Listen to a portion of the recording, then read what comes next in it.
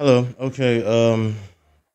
Thank you guys for being here. And once again, I thought I'd do another video. Okay. And but this time around, today we'll be talking about something quite different. Okay. We'll be speaking about the cherubim. Okay. And what they actually are, because that's actually the species that Yahweh is. Now, why do I say species? Because based on what I've understood in studying these books, it does appear to me that, yeah, there are, generally speaking, every one of them that God created in heaven, based on what has been revealed so far. They're all referred to as angels. And that's because the word angel actually means messenger. You understand? That's what the word angel means, messenger. But then there are different kinds of messengers. Now, I'll explain. I'll just try it and make it brief, okay? But I'll explain. There are messengers, angels, who in heaven who are in the form of men, as in they are structured as we are structured. Okay. How do I know this? You can, if you read in the book of Daniel. Okay, even Gabriel, who was actually speaking with Daniel, I think that should be between chapter 7 and chapter 10. Yeah, he Daniel describes him as a man. Okay, so that's because that's the form that he saw. And someone else, another man, who was across the river, man, but an angel, the spirit. Okay, he was also in the form of a man. So we understand that yes, there is a certain set of angels that are in the form of men like us. Okay, so that's one. And then there's the cherubim, and then there's also the seraphim. Okay, obviously there are other creatures, but we will just concern ourselves with these three, and altogether they are all referred to as angels. Why? Because they are all messengers who have been sorry, who have been created by God. Okay, they are all messengers. Now that one, which the first one which I've just described, they are in the form of men. They stand as we do. They have the same shape as we do. Gabriel, the angel, is of this sort. Okay. Now, but first of all, we'll be talking about the about the cherubim. Okay. Um, I'll just read from Ezekiel chapter 1, and I'll try to cut it there because we still need to read chapter 10 and also in chapter 28. It says here, in the 30th year, in the fourth month, on the fifth day, while I was among the exiles by the Kibar River, the heavens were open and I saw visions of God. He says, on the fifth of the moon, it was the fifth year of the exile of King Joachim. I'll just skip. He says, I looked and I saw a windstorm coming out of the north, an immense cloud with flashing lightning and surrounded by brilliant light. He says, the center of the fire, I'm reading from the NIV. It says, the center of the fire looked like glowing metal, and in the fire was what looked like four living creatures. In appearance, their form was that of a man. Notice that first. It says in appearance, their form was that of a man. So they have the form of a man, as we do, but he goes on to describe them further. It says their appearance was that of a man. He says, but he says, that there's a difference there. So it's not just the form of a man. In appearance, they have the form of a man. He says, but each of them had four faces and four wings. He's describing the creature. This is the cherubim. How we know it's the cherubim, we'll get there later on. He says each of them had four faces and four wings. So we see that they they have the form of a man, okay, standing as we do, front, back, hands, legs, and what have you. He says, but they have four wings on their backs. Okay, he says, and each of them had four faces. So there's a face, there's a face at the back, and there's a face here. And then he says their legs were straight. That's because like a man stands, right? Says their legs were straight, their feet were like those of a calf. Take note. It's like a calf's feet, like a cow's feet. Okay. It says their feet were like those of a calf and gleamed like burnished bronze. Just under their wings on their four sides, they had the hands of a man. So they had two hands, as men do, but they have four wings on the back, and they have four faces, and they have the feet of a calf. Okay. And then he says, each one of them went straight ahead It says their faces, I'll read this is verse 10, Ezekiel chapter 1, verse 10. He says their faces look like this. Then he describes the four faces that the cherubim have. He said each of the four had the face of a man. And on the right side, he's wrong here, but then later on we'll know why I say he's wrong. He said on the right side, each had the face of a lion. So because he's describing it as a man, he's looking at them. The face that he recognizes, that he can relate with, is the man's face. So he says that's the first face. Okay? He says each of the four had the face of a man, and on the right side, each had the face of a lion, and on the left, the face of an ox, which is a cow, which matches the feet of a cow too. It says, and on the left, the face of an ox, each also had the face of an eagle. It says, such were their faces. It says, their wings were spread up outward. Each had two wings, one touching the wing of the other. That's with the formation they went in. Okay, then I'll skip. I just want to get to the place where he describes that they had, it says they all have eyes all over on their backs and all of that. Let me see, where is that? I should have looked at this before coming up, but that's fine anyway. We'll always find it. Okay, so spread out. Okay, let's read this verse 22. It says, spread out above the heads of the living creature was looked like blah blah blah. Okay, anyway, we can skip this. We'll go down to chapter 10. Okay, but anyway, just to help you understand, they have the body of a man, okay, with four faces: face of a man, face of an eagle, face of a lion, face of a calf, an ox, with the feet of an ox. That's how they are, right? With four wings on the back and with eyes all over the body. But let's now read in chapter 10, so we know which is the real face of the cherubim.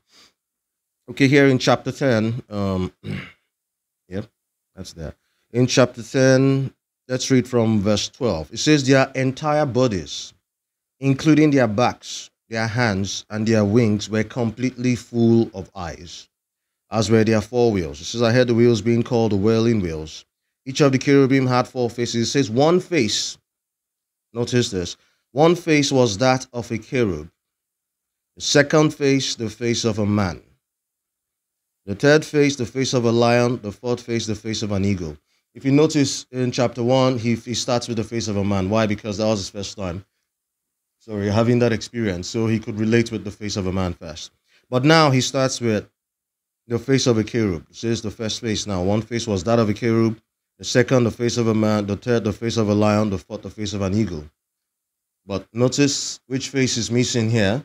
The face of an ox, which is the face of the cherub. So the cherub, the main face of the cherub is an ox, obviously with horns, as an ox does. And the feet of the cherub is the feet of an ox, okay, which is hoofs.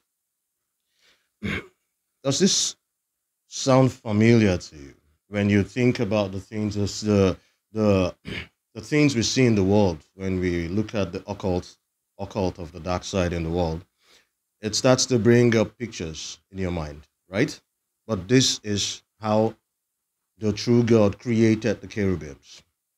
Okay, but then let's skip to 28. Let's skip to 28 and then read something interesting, and then we go on to Isaiah. So in 28 here, okay, so what we just described now is the cherubim. That's how the cherubims are. And so among the species which God created, first of all, like I said, there are those who are just as men. Okay, then there are cherubims, which we've just described, and then there are seraphims. We can talk about that some other time, but today we want to talk about the cherub. Okay, and then Yahweh being of the species of the cherub. That's his species. He is not seraph. He is not the other sets, which are like men. He is a cherub. Okay, and that's the reason why I wanted to describe that. So when you see creatures of the when you look in the world and then you see photos of Baphomet and all of that, you see that they usually put it with the face of an ox and the feet of an ox with wings on the back. This is exactly where it's coming from. This is what the Bible talks about. And this is who is the ruler of this world. That's the fact. Okay, but anyway, I'll just read from Ezekiel chapter 28 from verse 11. It says, the word of the Lord came to me, Son of man, take up a lament concerning the king of Tyre, and say to him, this is what the sovereign Lord says. Now, he's not speaking about, when he says the king of Tyre, if you've looked at if you've watched our previous videos, you'll start to understand that when the Bible talks about a king, it's not necessarily always a human king. There are princes who rule this world, okay? And each prince rules different parts, you understand? But we understand, what I've come to understand, Yahweh, he's the overall ruler, so he can be referred to as the king of any place. Just like in Revelation, you would read where it says, that's in the city of Ephesus, it says where Satan has his throne. It refers in the book of Revelation. Okay, that's between chapter 1 and 3, where it talks about, I know that your struggles and all of that, where you live, where Satan has his throne. That's in the city of Ephesus. That's in Revelation. Okay, but here it's talking about so take up a lament concerning the king of Tyre. This is not a human king. It's the spirit, the prince that rules Tyre at the time there. It says, and say to him, this is what the sovereign Lord says. Ezekiel chapter 28, okay, verse 12 now. It says, you were the model of perfection. Speaking about Yahweh. You were the model of perfection, full of wisdom and perfect in beauty. It says, you were in Eden, the garden of God, in heaven, not the garden of Eden that was planted on earth. It says, you were in Eden, the garden of God. It says, every precious stone adorned you. Ruby, topaz, and emerald, chrysolite, onyx and jasper, sapphire, turquoise, and beryl. That's what he was made from. The body of him as a cherub was made from a mixture of all of these precious stones. It says, your settings and mountains were made of gold. On the day you were created, they were prepared. You were anointed as a guardian cherub. You were anointed. Take note, Yahweh was anointed as a guardian cherub. It says, for so I ordained you. You were on the holy mount of God, and you walked among the fiery stones. You were blameless in your ways from the day you were created till wickedness was found in you. We'll find out what kind of wickedness was found in him. It says, till wickedness was found in you. It says, through your widespread trade, you were filled with violence, and you sinned. It's talking about events that happened in heaven long before Adam and Eve were created. It says, and you sinned. It says, so I drove you in disgrace from the mount of God, and I expelled you, O guardian cherub. He was expelled from the city of God in heaven. It says, I expelled you, O guardian cherub, from among the fiery stones. It says, your heart became proud on account of your beauty. On account of his beauty, his heart became proud. But after this, we will see his thoughts that made him proud. It says, your heart became proud on account of your beauty, and you corrupted your wisdom because of your splendor. So I threw you to the earth. So he was thrown down from heaven to the earth. In Luke chapter 10, 18 to 19, Jesus said, behold, I saw Satan fall like lightning from heaven. This is what he's talking about. So I threw you to the earth. I made a spectacle of you before kings. Who are the kings? The other rulers, angelic rulers, okay, whether they be cherub, seraph, or the normal angel species that's like man. So he made him a spectacle before the other rulers, okay? It says, by your many sins and dishonest trade, you have desecrated your sanctuaries. So I made a fire come out from you, and it consumed you. So what happened? His punishment, before he was thrown out of heaven to the earth, okay, a fire was called forth from within him, and it consumed him, it burnt him, okay, and then he was thrown down to the earth. It says, so I made a fire come out from you, and it consumed you, and I reduced you to ashes on the ground in the sight of all who were watching. Okay? It says, in the sight of all who were watching. So, of course, there are people in heaven, apart from what we've been taught and told so far. Okay? Yeah, and like I've tried to make you understand, based on the previous videos, I've let you understand that, yeah, there are princes. Okay? I told you this world is governed by angels. There are princes who govern this world. Each region, each country has a head prince, and then there are others, and all of that, and that's how it's delegated all through. So he was made a spectacle of in heaven on account of the pride of his heart, based on his beauty as a cherubim, why he was adorned with all the precious stones you can think of. That's what he was adorned with, not just created with them, adorned also. Okay, so let's look at the thoughts that he had, okay, that caused his downfall. That's in Isaiah chapter 14. Why do I always say chapter 14 or 6? I don't know. But anyway, it's Isaiah chapter 14. Okay. So it says here, I'll just go straight to that. Where is it? Mm, I wasn't going to read all of this, but let me just go up here. I'll start from here. Mm. It says, on the day, chapter 14, verse 3, I'll start from there, but we will go down a bit. It says, on the day the Lord gives you relief from suffering and turmoil and cruel the bondage. What bondage? The bondage of man, that man has been held in bondage through the fear of death. It says, on the day that the Lord gives you relief from suffering and turmoil and cruel bondage, you will take up the storms against the king of Babylon. That's the ruler, the spirit, okay? Which is still Yahweh, because the earth is his, right? And the fullness thereof, the world and they that dwell therein. So when you see the king of this, the king of that, the king of this, most of it is talking about the spiritual rulers. Okay.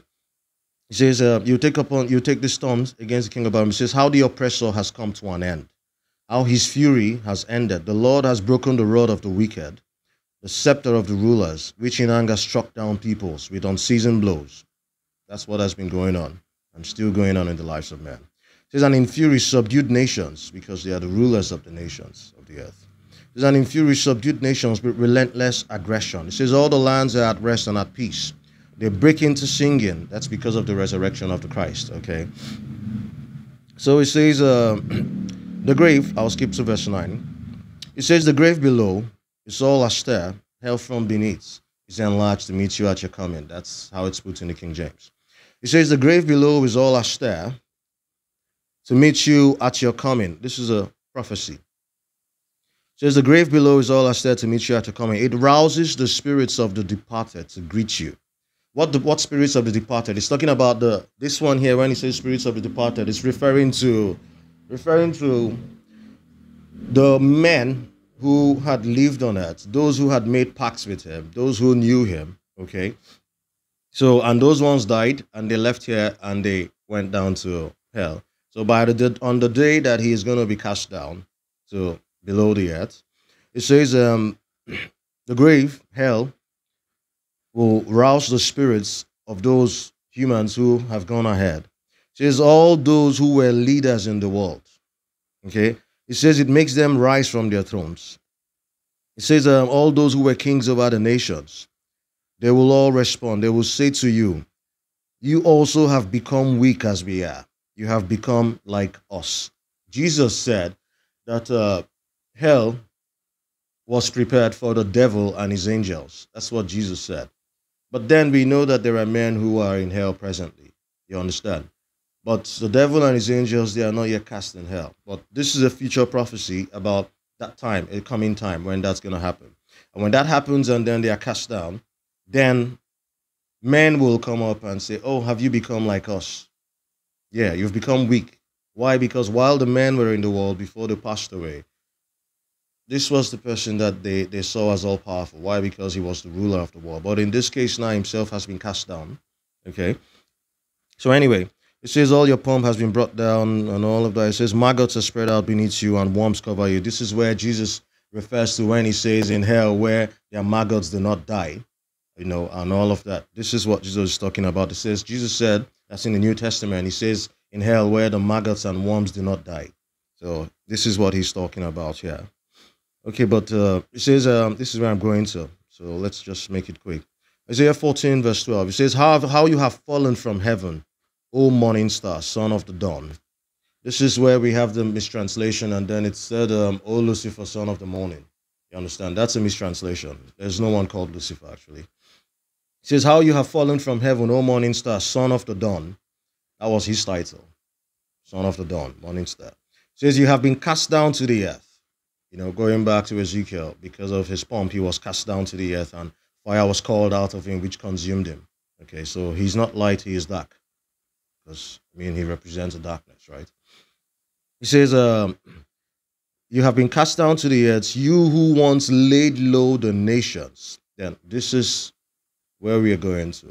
Now it talks about why he was cast out from heaven. You said in your heart, I will ascend to heaven. I will raise my throne above the stars of God. I will sit enthroned on the mount of assembly in heaven, on the utmost heights of the sacred mountain in heaven. I will ascend above the tops of the clouds in heaven. I will make myself like the Most High. It says, but you are brought down to the grave. to the depths of the pit. You know, so what am I trying to tell you? Is that, first of all, Yahweh is a messenger, so we can refer to him as an angel because a messenger. Why? Because, like I said, the word angel actually just means messenger. But in heaven, there are different kinds of messengers. Okay, there are seraphims, which we can talk about some other day, and there are cherubims, and then there are the others, which we don't know what we'll call them. But then those ones are just like men. They're like man. Daniel referred to the angel Gabriel as a man. So maybe that's their species anyway, but I wouldn't know. So anyway, back to what I was saying. So Yahweh is a cherub, and as a cherub, it's got four faces. Okay, the main face is the face of an ox with the horns, and the feet is the feet of a calf. That's the same ox feet anyway. It's got hoofs for feet. Got two hands, got four wings on the back with eyes all over the body. Okay, that's the Baphomet creature that you see posted out there in the world and all of that. Okay, that is Yahweh. You understand? And I just showed you from the scripture in Ezekiel chapter 1, chapter 10, chapter 28, and Isaiah 14. When you put it all together, it helps you to see the broader picture, you understand, of this guy. And he's not the only one who's a cherub. Of course, there are so millions of cherubims that were created by God, just as there are millions of seraphims and millions of men and and all of that. So what am I trying to tell you? This is what Paul was referring to. Let me read it quickly. In the book of Romans chapter 1. Let me just read that. I think I should read that. This is what Paul was referring to. In Romans chapter 1, where are you? Okay, Romans chapter 1, verse 18. Paul says, the wrath of God is being revealed from heaven against all the godlessness and wickedness of men who suppress the truth by their wickedness. Says, since what may be known about God is plain to them because God has made it plain to them. Then it says, for since the creation of the world, God's invisible qualities, his eternal power and divine nature have been clearly seen, being understood from what has been made, so that men are without excuse. Says the invisible qualities of God have been understood through the things that God has made. So we don't have an excuse, right? But that's not where I'm going. We're just there. It says, for although they knew God, they neither glorified him as God, nor gave thanks to him, but in their thinking they became futile, and their foolish hearts were darkened. It says, although they claimed to be wise, they became fools. This is where I'm going. It says they became fools, and they exchanged the glory of the immortal God, okay, for images. This is it. Take note. Paul describes the cherub here. He doesn't expressly write the cherubim because he's writing to the Romans, okay, because not many of them were familiar with. If he was writing to the Jews, he would write the cherubim there because the Jews were familiar with that. So it says they exchange the glory of the immortal God for images made to look like mortal man, birds, wings, and animals and reptiles. Paul is describing the cherub. They exchanged the glory of God, the glory of the immortal God. They exchanged it to they exchanged it for the cherubim. That's what Paul is saying there. It says they exchanged it for images made to look like man, birds, animals.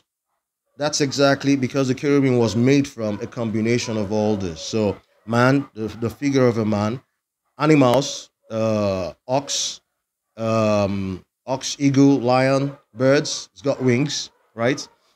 That's what Paul is exactly describing here. Now, when I says that they exchange the image, the glory of God for images like this, he's describing what men have come to be worshiping as the true God, which is false, and that's Yahweh. Why? Because Yahweh is a cherubim.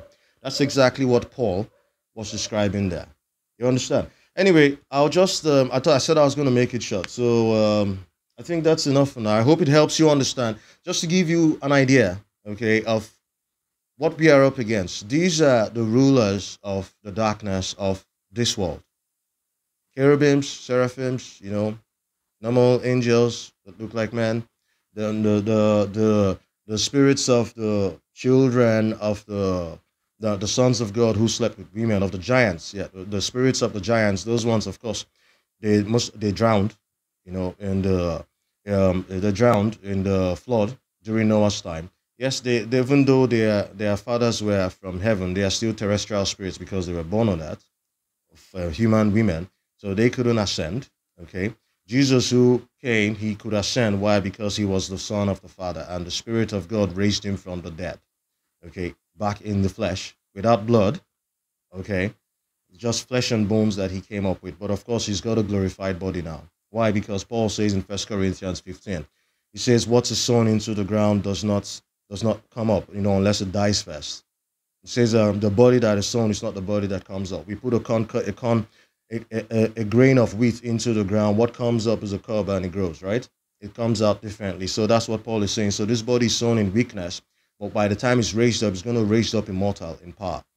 So anyway, I think that's enough. So we will talk again soon, okay? And I hope that you guys can relate with what we've talked about, and I hope that it can actually serve something, serve a purpose. Just to give you an idea, what we are doing, we are talking about the hidden wisdom of God, the spiritual things that we cannot see, but yet these are the things that are around us. These are the things that surround us. These are the things that influence the lives of men, okay?